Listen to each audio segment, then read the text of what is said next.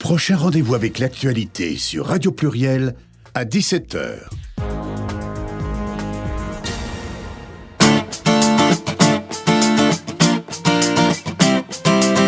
Café Coaching, tous les mardis avec Elodie. De 13h10 à 14h, votre émission spéciale Coach.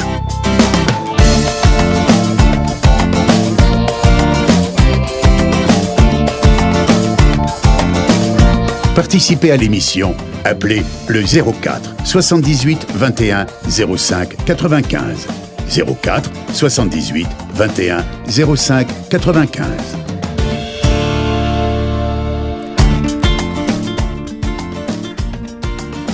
Et bonjour et bienvenue dans Café Coaching.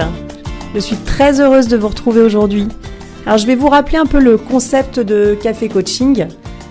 Chaque semaine, on aborde un thème différent. Je vous propose chaque semaine un thème. Vous pouvez tout au long de l'émission nous appeler en direct pour poser vos questions au 04 78 21 05 95. 04 78 21 05 95. Toutes les émissions sont disponibles en podcast sur mon Facebook professionnel, Elodie Conseil et Coaching.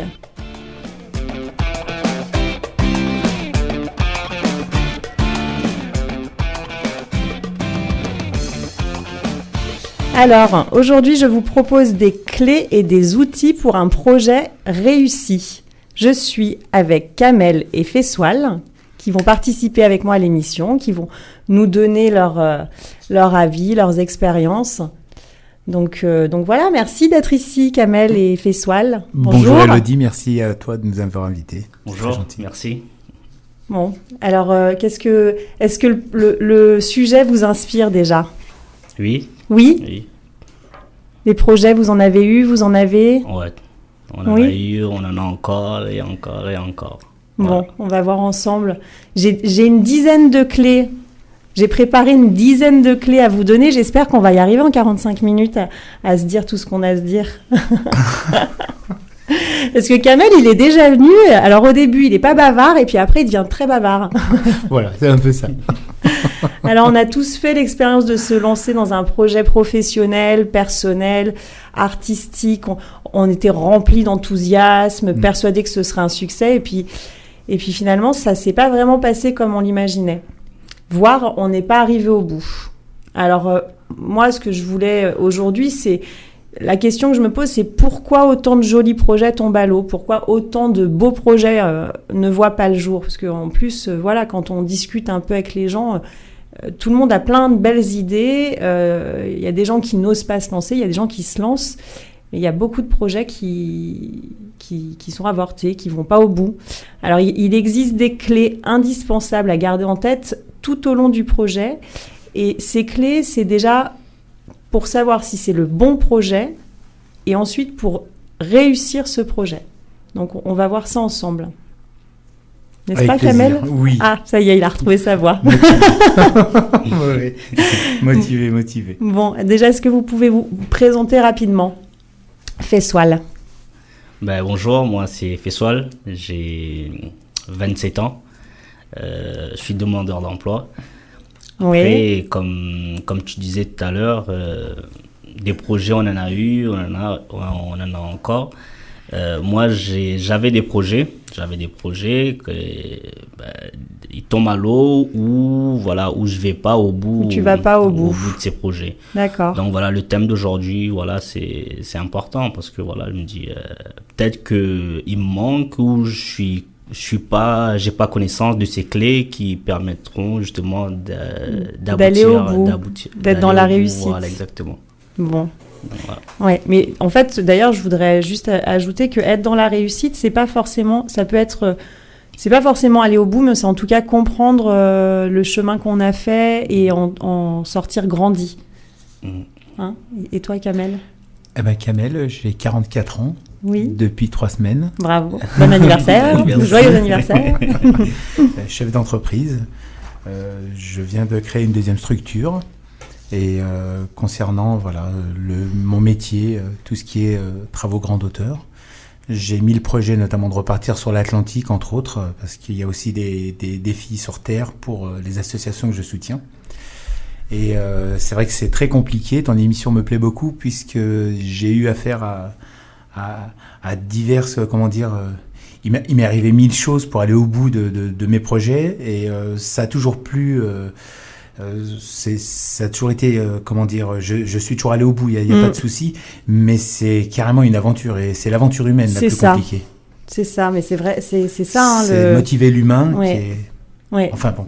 Non, mais c'est ça, tu résumes bien, hein, c'est une aventure humaine. Hein, souvent, on focalise sur l'objectif final, mais en fait, le chemin, c'est quand même le plus important hein, dans l'histoire. Lorsque je suis parti, avant de partir sur l'Atlantique, donc je n'avais rien. Et il fallait motiver tout le monde, mais j'avais ma foi, j'avais tous mes projets, bon.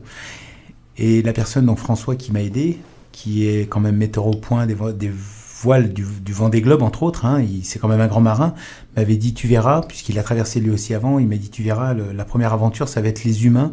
Je le croyais pas vraiment, je lui ai dit, non, mais attends, les gens sont fiables. Il me dit, tu verras, et c'est vrai que j'ai changé 3 fois d'équipe. Et motiver les gens, c'était beaucoup plus compliqué que de motiver les sponsors ou... Et ouais. C'est une vraie aventure. L'humain, L'humain, c'est compliqué. Défini. Bon, allez, alors du coup, la première clé, moi, que je veux vous donner par rapport au fait de réussir un projet, c'est de trouver quel est le sens profond de ce projet. C'est vraiment se poser la question, pourquoi je veux faire ça ? Et vérifier si la réponse répond à votre cœur ou à votre ego. Parce que... souvent, on se lance dans des projets où on a des idées qui sont qui répondent à l'ego, à un besoin de. J'ai pas d'exemple là concret, mais voilà, il faut vraiment qu'on sente que c'est un projet de cœur, que ce projet va nous tenir longtemps. Et d'ailleurs, pourquoi il faut trouver un sens profond, parce que ça permet de pas lâcher. Quand on est dans un projet, comme le dit Kamel, c'est une vraie aventure. Au départ, on est rempli d'excitation, d'enthousiasme, d'énergie. On se dit, je vais y arriver, c'est forcément, c'est génial.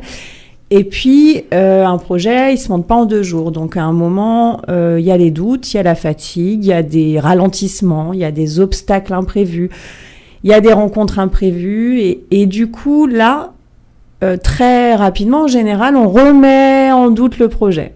Si on n'a pas trouvé un sens profond au projet sur lequel on est, en général, on l'abandonne.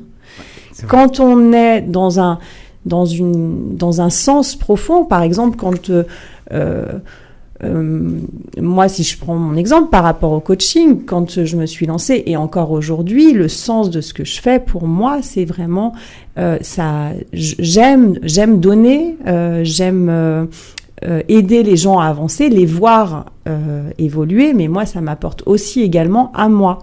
C'est ce qui fait que dans des périodes de doute, je me disais, mais qu'est-ce que tu voudrais faire d'autre ? Ben non, en fait, je vois pas. Donc, tu lâches pas dans ces moments-là.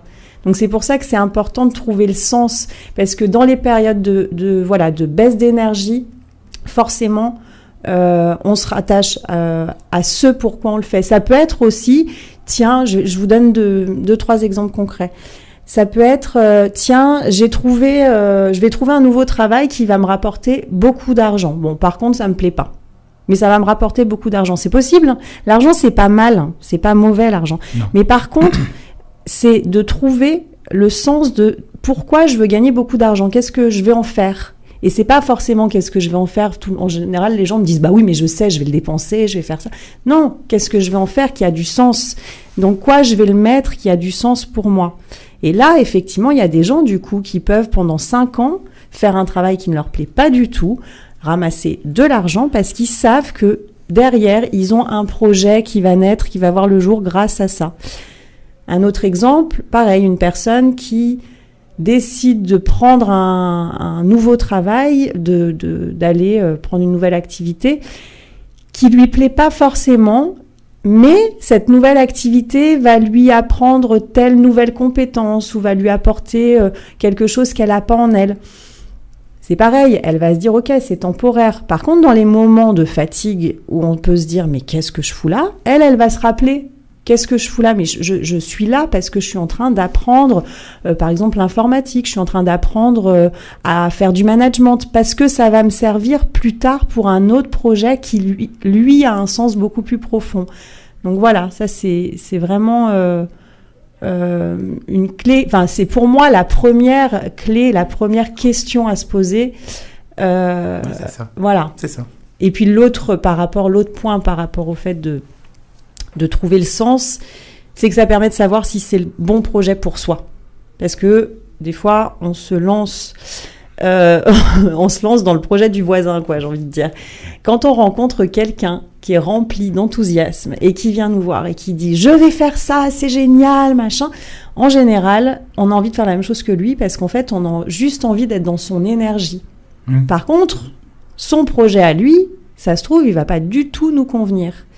Donc c'est pour ça que c'est important à chaque fois de se dire est-ce que ce projet-là, il a du sens pour moi? Parce que sinon, on se lance très rapidement dans des associations, dans des partenariats, parce que l'énergie de l'autre nous booste. Ça veut pas dire qu'il faut pas s'associer, ça veut dire qu'il faut le faire si ça a un sens. C'est vraiment... Et dans le professionnel aussi, on le retrouve. Oui. Ce que tu expliques, c'est vraiment ça. Oui, Kamel, dis-nous. Non, mais dans le professionnel, avec mes projets actuels, on a échangé avant l'émission. C'est exactement ce qui se passe concernant tous mes projets professionnels. Pardon, excuse-moi, j'étais... Désolé. Et je disais donc qu'avec les partenaires professionnels, on a échangé avant Elodie, c'est exactement ce qui se passe. C'est-à-dire que j'ai un engouement autour de moi, que ce soit les architectes, que ce soit les gestionnaires de bâtiments, etc., qui aiment ce que j'apporte, les nouveaux projets, parce que c'est déjà, il y a un besoin, mais c'est le côté enthousiaste et le côté novateur, voilà. Oui, mais d'ailleurs deux personnes m'ont dit, pour revenir à l'argent, deux personnes m'ont dit, c'est deux grosses sociétés lyonnaises m'ont dit, mais derrière il y a énormément de possibilités financières, c'est énorme, puisque j'ai l'exclusivité de la diffusion de cela. Je lui dis, oui, mais la priorité, moi, c'est déjà de bosser, de poser tout ça. Ensuite, l'argent viendra ensuite. Mais on en a besoin c'est ça, d'argent. c'est l'argent. En fait, l'argent, c'est un moyen d'accéder à quelque chose. C'est une conséquence. Si c'est un but, ça peut. Mais c'est un but dans le sens, mon but là, c'est de gagner beaucoup d'argent en peu de temps parce que j'ai telle idée et je veux la mettre en place. Totalement. Si c'est un but en soi, la personne en général, elle s'essouffle. Parce que au fond, elle n'a pas trouvé le sens profond de ce qu'elle fait. Ça rejoint le fait de déterminer vos rêves. C'est ce qui permet de garder le cap, à quoi j'aspire. Et ça ne veut pas dire que, ok, je rêve... souvent, je dis, quand quelqu'un dit oui, mais bon, si moi je rêve d'être chanteuse à Hollywood, oui, non, mais on peut avoir le projet d'être. Si son rêve profond c'est d'être chanteuse à Hollywood, commence par prendre des cours de chant, fais quelque chose qui a ta portée, mais fais. Donc voilà, première clé, trouver un sens. Est-ce que ça te parle, Feswal, par rapport à... Oui, bien sûr, parce que, comment dire, je ne sais pas quelles sont les autres clés que tu vas énumérer d'ici là, mais je pense que pourquoi il doit être au point central. Parce que, en général, quand on abandonne quelque chose, c'est soit on a commencé et les résultats qu'on a eus ont été négatifs, ça a créé des doutes, et ces doutes, justement, les doutes sont jamais bons pour continuer à avancer s'il n'y a pas un pourquoi. Alors qu'une fois qu'on est confronté au doute, on revient à son pourquoi. C'est ce qui nous permet justement d'avancer, d'aller au-delà de son projet. Parce que quand on a un projet, il y a non seulement les résultats négatifs, parce qu'il ne faut pas s'attendre à que ça marche du premier coup, mais il y a aussi les à côté, c'est-à-dire les connaissances qui sont pas du même avis que nous, ils ne poussent pas, ou ils sont pas du même avis. Pour eux, ils voient pas que c'est un bon projet pour nous. Et c'est vrai que du coup, quand on a si on a cette réponse, comme tu dis, à ce pourquoi, si on a trouvé le sens, même par rapport à notre entourage, c'est beaucoup plus facile de leur dire, mais je fais ça pour telle raison. Quand on peut entendre des fois, mais pourquoi tu t'investis autant là-dedans? Pourquoi tu c'est fatigant, mais pour telle raison, parce que moi, je sais où je veux aller plus loin. Et alors là, les gens, en général, disent « Ok, j'entends ». Alors, la deuxième clé, qui est proche, hein, utilisez vos passions et vos compétences. C'est pareil, c'est un peu dans la même veine. Pourquoi utiliser ses passions ? Parce que quand on s'essouffle, bah forcément, quand on est dans un métier qui nous passionne, les moments de fatigue, on n'a pas envie de tout envoyer balader, quoi. Hein ? Non. Alors, quand on est passionné, c'est vrai qu'on voilà. peut travailler le week-end, on n'a pas l'impression de travailler. Oui, voilà, c'est ça. C'est qu'à la fin, moi j'aime bien dire que pour moi le mot travail, j'aimerais qu'il soit banni. Ouais. J'aimerais juste dire je suis payé pour jouer. Oui. Après, chacun joue à ce qu'il veut. Moi, l'été dernier, j'étais chez une amie. J'ai aidé une amie qui a un camping et je l'ai aidé à faire plein de choses. Et il y avait donc son équipe de femmes de ménage avec qui j'ai aussi travaillé. Vous voyez, je fais plein de choses. Je fais du coaching, il n'y a pas de sous-métier. Non. Et justement, là, je me suis dit, non seulement il n'y a pas de sous-métier, mais en plus, on peut se passionner de tous les métiers. Là, il y avait une femme de ménage qui était passionnée par ce qu'elle faisait. Elle avait vraiment cette passion. Enfin, ça peut paraître ridicule ce que je vais dire, mais non, elle me l'a dit. Elle me dit, moi, j'adore arriver donc c'était des mobil-homes, dans un lieu où les gens l'ont laissé. Alors, c'est pas sale, le mot, elle aime pas quand c'est sale, mais j'aime l'idée que je vais lui redonner sa propreté, sa fraîcheur, et qu'il y a des vacanciers qui vont arriver, qui va être tout beau, tout propre. Elle a donné un sens à ce qu'elle fait. Voilà, elle a donné un sens à ce qu'elle fait. Et du coup, elle travaille en saison, elle fait sa saison avec grand plaisir. Avec amour. Ouais, avec amour. Oui. Et moi, je dis, par exemple, un boulanger, il y en a plein, un boulanger qui est dans sa passion, c'est un artiste. Ouais. Il est heureux de faire son pain. Ouais. Comme une coiffeuse qui est dans la création. Voilà, donc c'est ça, donc être dans un... Déjà, pouvoir réussir un projet, c'est se rapprocher le plus possible de ses passions et se servir de ses compétences. Connaître ses compétences et partir avec ce bagage-là, c'est partir avec une bonne valise, quoi, déjà. Oh oui. Parce que du coup, prendre le temps avant de partir, d'écrire quelles sont mes passions, quelles sont mes compétences, quel sens ça a, on a l'impression que c'est du temps qu'on perd alors que c'est du temps qu'on gagne.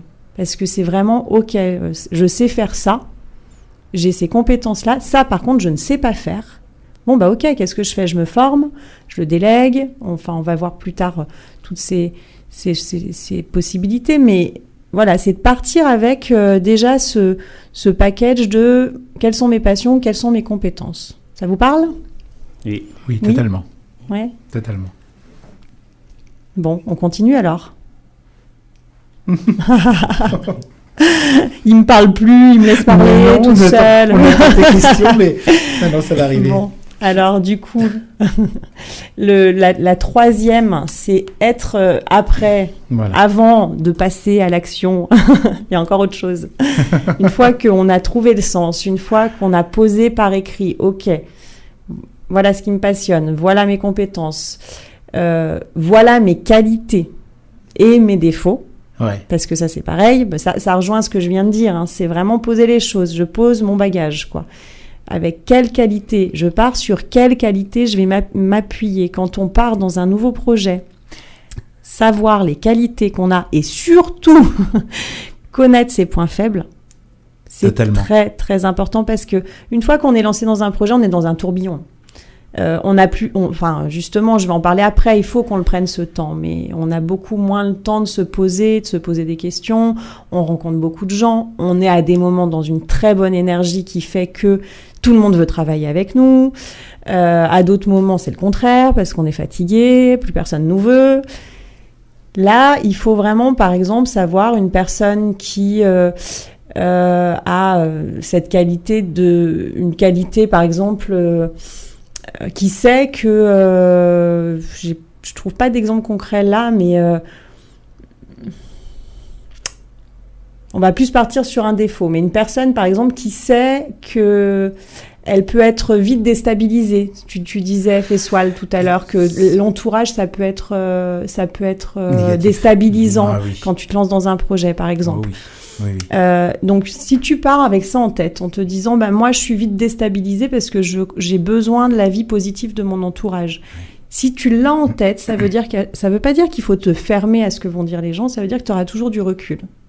Tu te diras, ok, je me lance dans un nouveau projet, j'ai besoin de l'avis des gens, par contre, il faut que je garde du recul parce que je peux facilement me laisser influencer et je pourrais facilement, du coup, avoir un doute par rapport à ce que je fais. Ouais. Concernant l'entourage, personnellement, je me suis jamais laissé influencer par mon entourage parce que je suis toujours allé à l'avis contraire de ce que eux ils pensaient. Quand je voulais faire quelque chose, ils étaient toujours contre, mais j'allais au-delà.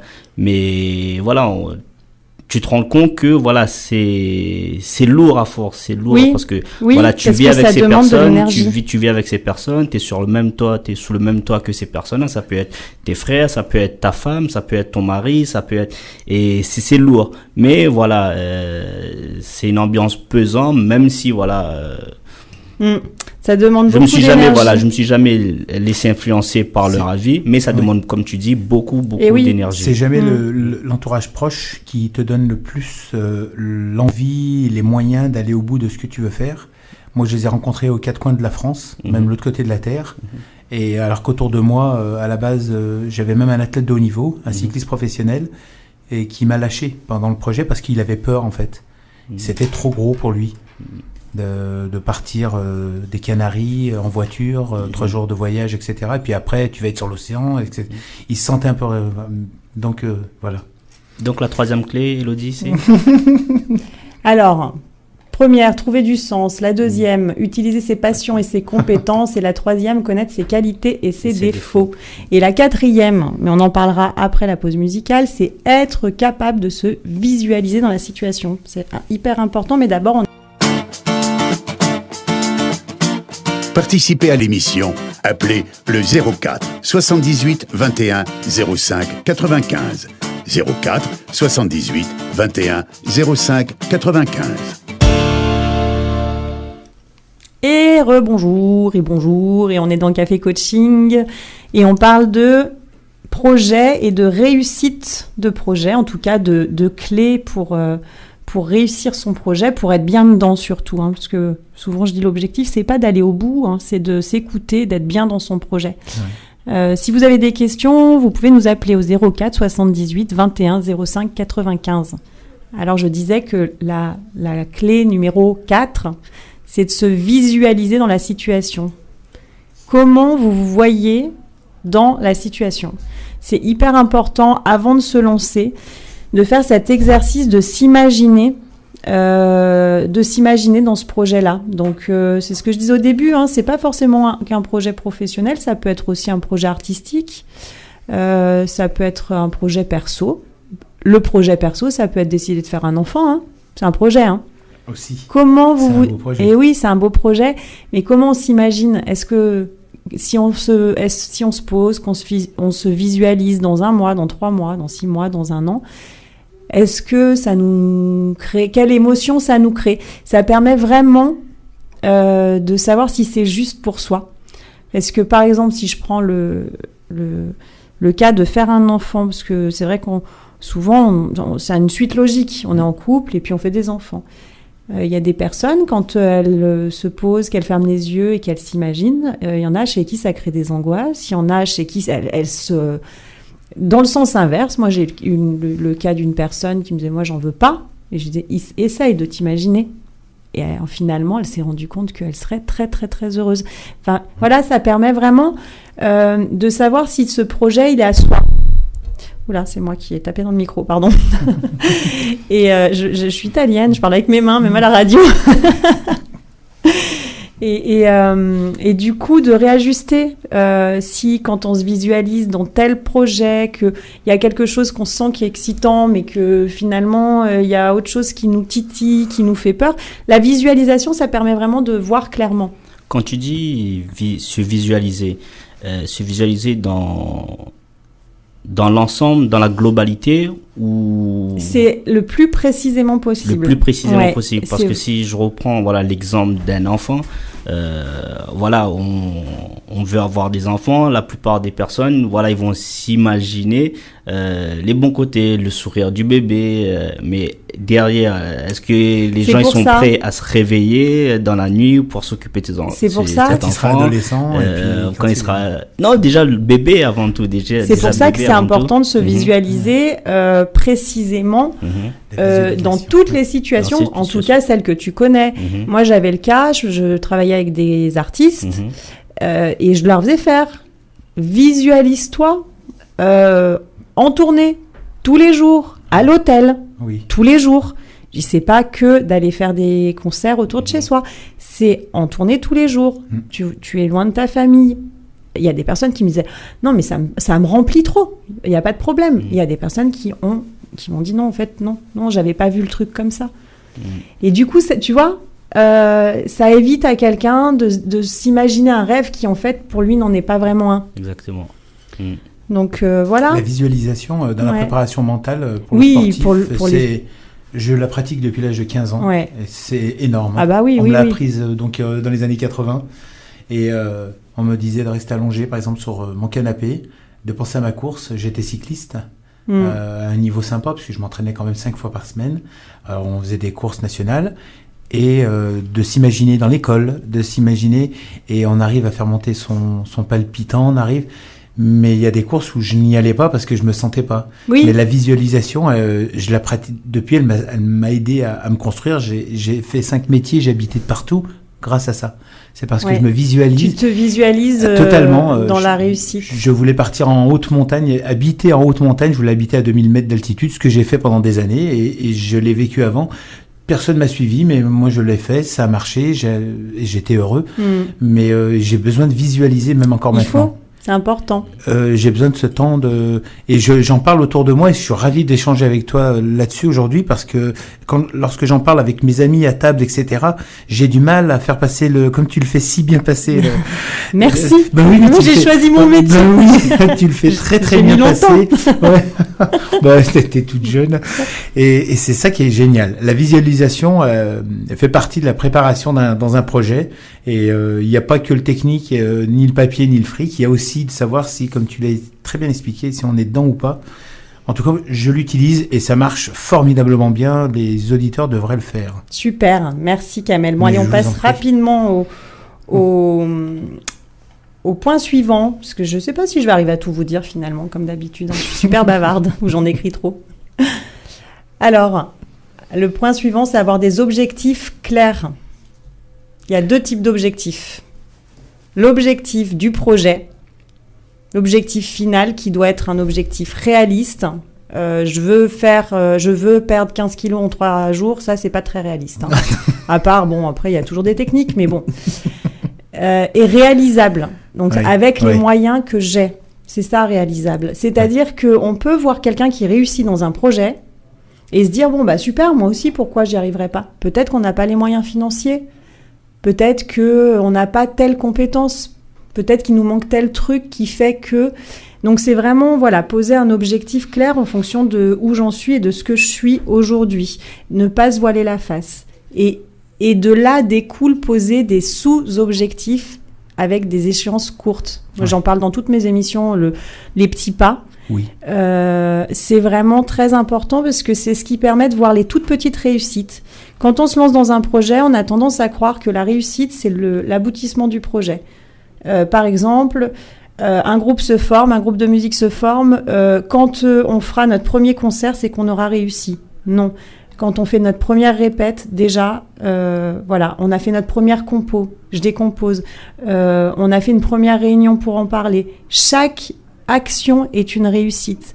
Et on a tendance à pas le voir. Donc, le fait d'écrire chaque chose qu'on doit faire, chaque pas, et à un moment de mettre une croix à côté en se disant ça, c'est fait. Ça, c'est fait. Ok, je suis pas au bout de mon projet, mais on voit les marches qu'on monte. Ouais, donc ça, totalement. C'est hyper, hyper important. Et je passe direct au point suivant. Je suis désolée, je m'accélère parce que il nous reste peu de temps. Du coup, de poser des objectifs, qu'est-ce qu'on fait la suite ? Une fois Bon, qu'on on a les pris... réalise. Et ben voilà, on pose des actions. Bah alors, enfin, on y va. Et ben voilà, ça y est, on peut y aller. On passe à l'action. Enfin. Alors c'est vrai que du coup, présenté comme ça, on se dit oh là là, mais du coup, déjà qu'on est dans l'impatience Oui. quand on est dans un projet, mais alors là, on a un sentiment de perdre encore plus de temps. Mais non, c'est tellement important de prendre ce temps et ensuite on passe à l'action. Par contre, on passe vraiment à l'action. Parce que qu'est-ce qu'on a tendance à faire ? On a tendance à attendre l'action parfaite. N'est-ce pas ? Ouais. Alors là, oui. On a tendance à se dire, alors ça, j'ai cette idée-là, mais je vais demander l'avis à un tel qui nous donne son avis. Oui, je sais pas. Ah bon, bah alors attends, je vais demander l'avis à un tel. Et du coup, on n'y va jamais. Ouais. Alors, il y a les deux cas de figure. Il y a les personnes qui partent tête baissée et qui vont à fond et qui se prennent le mur. Et il y a les personnes qui n'y vont jamais. Donc, c'est vraiment trouver l'équilibre entre les deux. Trouver l'équilibre entre la réflexion, tiens, j'ai telle idée. Par contre, je passe à l'action. N'ayez pas peur du regard de l'autre, d'échouer. C'est ce qui permet d'avancer dans un projet. Ouais. Ceux qui vont loin dans un projet, c'est ceux qui testent. Et puis bon, bah ok, ça n'a pas marché, mais ça ne veut pas dire que le projet il est pas viable. Ça veut dire que cette action-là, je la referai pas. Ah oui, se relever après une chute, c'est primordial et ça redonne la pêche et puis on apprend. Et pourquoi on se relève ? Parce qu'on a trouvé le sens. Exactement, on sait où on va. Tu vois ? Ah oui, totalement. Ouais. Donc voilà, ça va être toutes ces petites actions mises bout à bout. Alors avec du coup, les échecs, c'est des petits échecs. Et les réussites, c'est des petites réussites, mais quand même, qui permettent chaque jour de faire un pas de plus et de s'accrocher et d'avancer, d'aller au bout. Dans cette société où tout va vite, on a accès à tout, on veut tout de suite, même quand l'ordinateur met 30 secondes alors qu'il mettait 10 minutes il y a un peu moins de 10 ans, on n'est pas content. Et c'est vrai que, ton émission, là, les mots là, que tu poses, là, c'est vraiment très juste. Il faut prendre le temps et puis quand c'est le moment, faut y aller. Je crois moi je sais que je me pose plus de questions quand tout est calé, tout est carré. Je me pose plus de questions. Et le projet professionnel, on a échangé avant. Ça fait 1 an et demi. Bon 2014, c'est l'année. Donc bien. Avanti. Avanti. Bah oui, puis je te donnerai des nouvelles et puis je pense que tu en auras aussi rapidement. J'espère. Bah oui. Alors, le point suivant, du coup, de passer à l'action, c'est pour être dans ce fameux équilibre entre la réflexion et l'action, c'est d'être dans une bonne énergie physique et mentale. Ça doit te parler, ça aussi, Kamel, hein, oui, bon sportif. Oui. Fessoal. Oui. Lui aussi. Hein ? Ouais, en fait, c'est important parce que quand on est donc dans un projet, comme on le dit depuis le début, il y a les périodes où on est, moi mon expression c'est pleine balle. Ouais. Tiens, je vais le reprendre. les périodes où on est plein d'énergie, quoi. Alors là, effectivement, on a plein d'idées, ça fuse, mais du coup, c'est justement important d'avoir cette énergie qui est quand même juste, physique et mentale pour pas s'éparpiller. Puis il y a les périodes de doute. Ouais. Et alors là, si on est fatigué, on est vite déprimé et vite à se dire « laisse tomber, j'arrête ». Donc, c'est important, moi j'appelle ça de rester en énergie haute et de savoir puisque chez chaque individu c'est différent, vous permet de rester en énergie haute. Donc, rester en énergie haute, pour une personne, ça va être de faire de la relaxation. Pour une autre personne, ça va être de faire du sport. Pour une autre personne, ça va être de voir ses amis. Pour quelqu'un, ça va être de dormir. Évidemment, de façon générale pour tous, manger équilibré, avoir un quota dormir correctement, dormir assez, parce que la fatigue, c'est ce qui embrouille vraiment l'esprit. Oui. Ah oui. Faire du sport. Totalement, ouais. Donc, c'est vraiment trouver un équilibre entre le corps, le mental, tout ça, quoi. D'ailleurs, on le voit, les sportifs de haut niveau, les artistes connus, on dit pas, ils n'ont pas forcément une hygiène de vie non plus. C'est pas des ascètes, hein. Ouais. Mais par contre, ils ont tous quand même cette conscience qu'à un moment, il faut se recentrer, il faut reprendre de l'énergie, parce qu'on en donne. quand on est dans un projet. Ouais. Hein?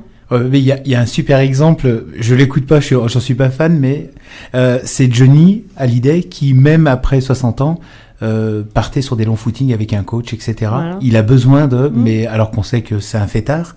Oui, mais ça n'empêche pas. Bah oui, mais en même temps, ce serait que un fêtard sans sport, t'imagines? Il pourrait pas. Non, mais il le dit lui-même aussi, donc ouais, totalement. Fessoal? Tout à fait d'accord. Super. Bon, alors le point suivant, justement, c'est faire le point régulièrement. Où j'en suis? Qu'est-ce qui marche pas? Qu'est-ce que j'aime pas? Ça évite de se perdre en route et surtout, ça évite pour les personnes qui sont très, comment dire, je sais pas si le mot c'est têtu, mais en tout cas qui se mettent une idée en tête et qui se disent « je ne lâcherai pas tant que je n'y serai pas ». On peut, à un moment, dans un projet, se dire « tiens, finalement, j'avais pas imaginé que faire ça, j'ai pas envie de le faire de cette façon-là, je vais le faire autrement. » On peut pas se le dire si on prend pas le temps de se poser, de faire le point. Il y a des choses, des fois, quand on se lance dans un projet, on va se rendre compte qu'il y a certaines choses qu'on n'aime pas faire, finalement. On croyait qu'on allait aimer, mais en fait, on n'aime pas. Si on s'acharne à se dire « non, je m'étais dit que j'irais au bout », qu'est-ce qu'on fait? On perd de l'énergie. On n'a plus envie quotidiennement de faire ce qu'on fait. On va lâcher le projet alors que le projet de fond, il est bon. C'est peut-être juste la manière dont on le fait. C'est peut-être juste un petit truc dans le quotidien qui nous ennuie et qu'il faut peut-être qu'on délègue.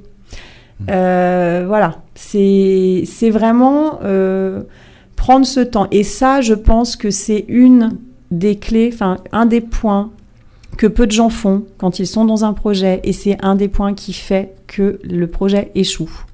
Parce que les gens, souvent par ego, veulent aller au bout et ne prennent pas le temps de se poser, de se dire où j'en suis, qu'est-ce qui a marché, qu'est-ce qui n'a pas marché, qu'est-ce que je répète, qu'est-ce que je modifie dans ma façon de faire. Et en période de crise, c'est là où tous les grands projets, toutes les belles initiatives, les belles inventions sont toujours sorties en période de crise. Je veux juste le signaler, toutes les belles inventions et tous ceux qui ont créé de l'emploi ou autre. Et j'encourage tout le monde à avancer dans leur projet parce qu'on est en pleine dans cette période-là. Beaucoup baissent les bras quand d'autres vont y arriver. Et on a tout ce qu'il faut pour y arriver puisque on recherche des personnes battantes qui vont de l'avant, qui sont originales, qui ont envie. Exactement. Voilà. Merci. Je t'en prie, Elodie. Alors, l'avant-dernier point, je fais vite là. Apprendre à gérer l'argent. Pour 2 raisons. Les problèmes d'argent génèrent énormément de stress. Donc, ça fait perdre de l'énergie, ça fait, on n'est plus concentré, on est focalisé sur ces problèmes d'argent. Donc forcément anticiper par rapport à l'argent dont on a besoin, à comment on doit faire, au fait d'essayer de ne pas en manquer, va permettre de se focaliser, de mettre toute son énergie dans son projet. Donc c'est très important de savoir gérer son argent et de pas faire l'autruche, sur cet aspect-là. Souvent quand on est des passionnés, on se dit oui mais l'argent c'est pas important tant qu'on est passionné. On est dans un monde matériel et l'argent, on en a besoin, il faut le savoir. Ouais. L'autre aspect de l'argent, c'est que quand on en a, on peut se former sur ce dont on a besoin, les choses sur lesquelles on doit se perfectionner, et on peut déléguer ce qu'on n'aime pas faire. Et j'aborde vite fait le 10e et dernier point, parce qu'on arrive à la fin de l'émission, qui est de travailler sur l'estime et la confiance en soi. Et justement, ce que j'allais vous dire, c'est que ce point en soi, c'est une émission à part entière. On a déjà abordé la confiance en soi. Vous pouvez retrouver l'émission sur mon Facebook pro, Elodie Conseil et Coaching, et on fera une émission qui sera dédiée à l'estime de soi, justement. Parce que ce dernier point, c'est... Beau sujet. Voilà, c'est un sujet à part entière. C'est vraiment, effectivement, tout au long d'un projet, tout au long de sa vie, être dans l'estime et la confiance. Donc, je l'ai dit, mais on ira plus loin là-dessus. Donc voilà, on arrive au bout. Merci. Merci beaucoup, à toi, Kamel. Merci, Fessoal. Merci, Elodie. J'ai pas été très entreprenant cette fois-ci, mais Excuse-moi, Vous c'est un avez peu été trash. parfait. Oh, elle Vous est avez gentille, été elle est parfait. gentille comme tout. Vous êtes les C'est bienvenus toi qui es agréable, merci beaucoup. pour revenir à Radio Pluriel en tout cas. Avec plaisir. Hein, Ouais. Merci beaucoup. Un bonheur, oui. Merci de nous avoir écoutés. La semaine prochaine, j'aurai le plaisir d'accueillir Christine Ruiz, qui est astrologue et médium. Elle va nous présenter son activité. Elle va répondre à toutes les questions qu'on peut se poser sur ce métier, parce que c'est bien méconnu et Oui. c'est un bel outil de développement personnel. Donc écoutez-nous. À la semaine prochaine. Merci. Au revoir. Au revoir. Au revoir. Merci.